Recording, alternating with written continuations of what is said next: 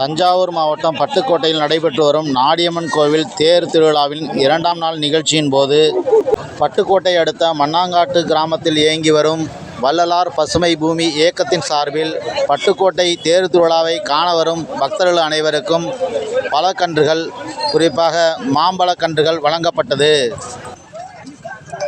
வள்ளலார் பேரில் மரம் வளர்ப்போம், மழை பெறுவோம், மண் வளம் காப்போம்னு மண்ணாங்காட்டிலேருந்து வள்ளலார் பசுமை பூமி இயக்கம் மூலம் இதை பண்ணிகிட்ருக்கோம். எல்லாருக்கும் கன்று கொடுக்கணும். அதிகப்படியான இது பங்கனப்பள்ளியில் ஹைப்ரிடு கன்று கொடுத்துட்ருக்கோம் இலவசமாக. ஒரு கன்று 60 ரூபாய்க்கிட்ட முடியுது. இதை மக்களுக்கு முழுக்க எல்லாருக்கும் சென்றடையணும்.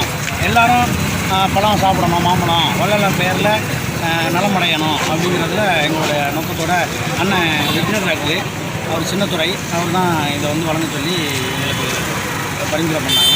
அது மூலம் நாங்கள் பண்ணிக்கிறோம். நன்றி.